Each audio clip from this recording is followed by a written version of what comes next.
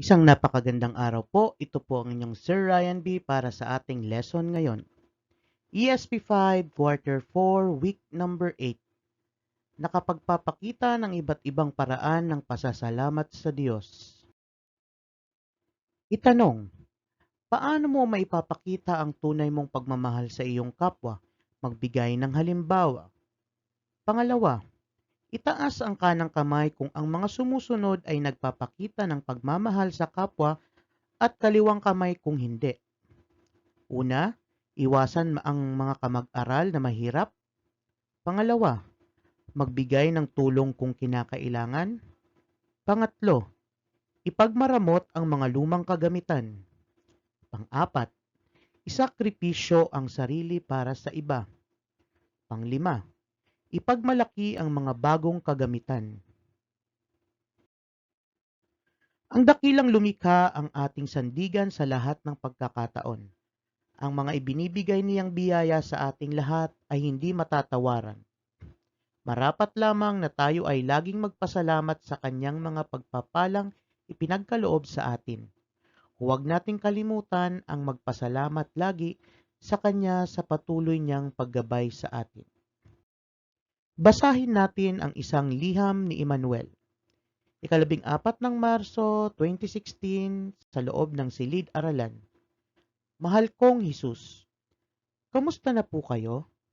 Alam ko po na lagi kayong nasa mabuting kalagayan dahil sabi ng tatay at nanay ko, kayo ang pinakamagaling sa lahat.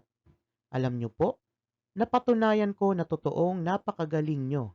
Dati-rati ay hindi ako makatulog dahil halos araw-araw ay nag-aaway sina nanay at tatay. Madalas ay nagsisigawan sila bago kami magtungo sa simbahan. Kapag naman may nasalubong silang namamalimos, ay binubuluan pa nila. Ayaw ko na sana pong maniwala sa mga turo nila kasi simba nga po sila ng simba, away naman sila ng away.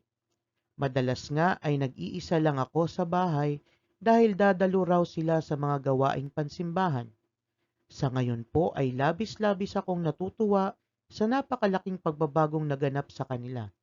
Hindi na nila nakakaligtaan ang magdasal araw-araw para sa kapayapaan ng aming tahanan. Laging bukas ang kanilang palad sa sino mang nangangailangan at higit sa lahat may panahon na rin sila sa akin. Lagi na po nila akong kasama sa kanilang gawaing makadiyos. Naniniwala po ako na dinidinig nyo ang aking dalangin nung araw ng mga puso, na sana'y buksan nyo ang isipan ng aking magulang at bigyang halaga naman nila ang mga gawaing makadiyos. Dahil dito, tiyak na palagi ng mahimbing ang tulog ko. Maraming salamat po sa inyo at lagi niyong tandaan na mahal ko po kayo. Labis na nagagalak, Emmanuel. Sagutin natin ang mga tanong. Una, para kanino ang sulat? Pangalawa, anong suliranin ang dinadala ni Emmanuel hanggang sa kanyang pagtulog? Pangatlo, bakit tila ayaw nang maniwala ni Emmanuel sa turo ng kanyang mga magulang?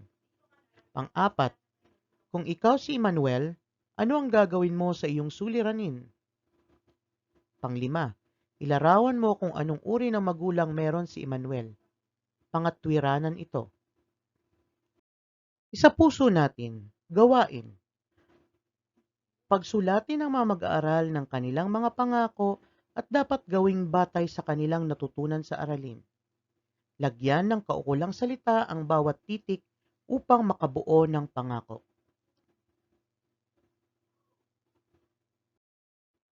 Subukin natin. Panuto. Ilagay ang kung wasto ang ipinahayag sa bawat bilang at kung hindi wasto.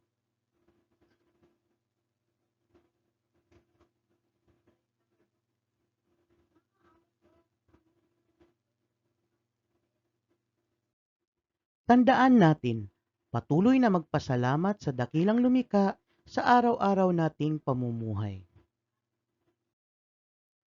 Panuto, suriin ang bawat sitwasyon. Isulat ang iyong kaukulang saloobin sa iyong notebook.